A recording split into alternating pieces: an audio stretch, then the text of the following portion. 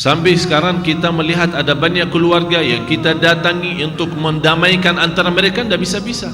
Akhirnya mereka sampai sekarang mengurus di mahkamah, di pengadilan supaya selesaikan masalah ini. Inilah akibat kita melanggar sistem Islam, melanggar sistem Allah. Warisan itu hak ahli waris.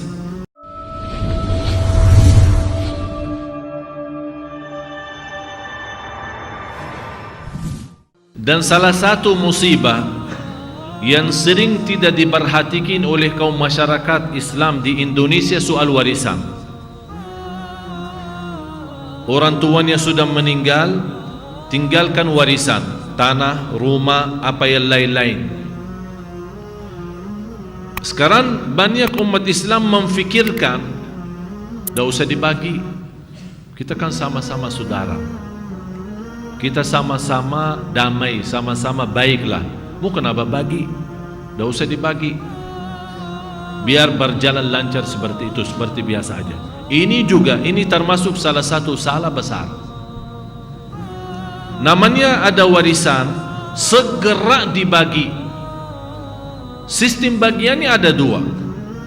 Bisa dibagi secara total, masing-masing mengambil haknya, sahamnya, atau dibagi secara hitungan supaya masing-masing tahu haknya apa.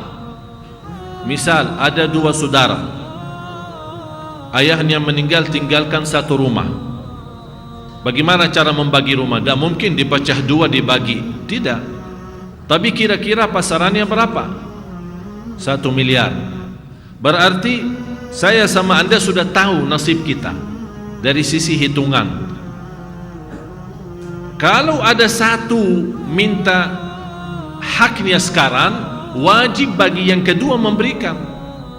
Bagaimana caranya? Kalau anda tidak mau jual rumah, anda wajib membayar hak sebagian ini, berarti menjadi rumah itu milik anda sendiri.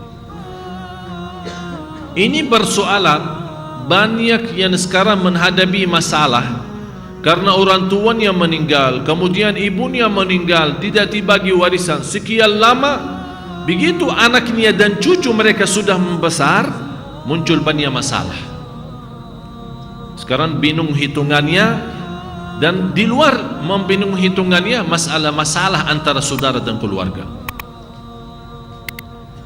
Sampai sekarang kita melihat ada banyak keluarga yang kita datangi untuk mendamaikan antara mereka, tidak bisa-bisa. Akhirnya mereka sampai sekarang mengurus di mahkamah, di pengadilan supaya selesaikan masalah ini. Inilah akibat kita melanggar sistem Islam, melanggar sistem Allah.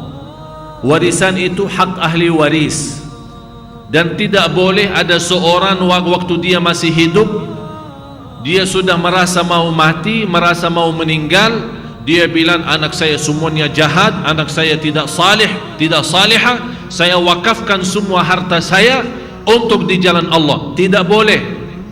Biar dia meninggal dunia, tidak boleh menjalankan wasiatnya. Karena di sini ada menzalimi hak ahli waris. Jadi harus kita berfikir baik-baik. Orang yang pun, apalagi yang bertanggung jawab soal warisan, itu amanat yang paling berat. Kalau ada seorang tua meninggal tapi anaknya masih kecil, termasuk anak yatim, menwakili seorang lain untuk menguasai hartanya dan kontrol hartanya sampai anaknya ini dewasa, ini paling berat tugas. Karena ancaman dari Allah, orang yang menjaga memelihara harta anak yatim tapi dia makan dari harta itu tidak sesuai ajaran Islam, akan dia makan dari api neraka nanti di hari kiamat. Itu tugas yang paling berat. Harus kita ngerti jamaah sekalian, kalau soal harta halal akan dihisab oleh Allah, harus kita fahami itu. Sekarang orang berfikir kalau halal alhamdulillah selamat, belum tentu. Yang halal belum tentu selamat, apalagi yang haram. Yang halal dihisab oleh Allah dari mana dan kemana.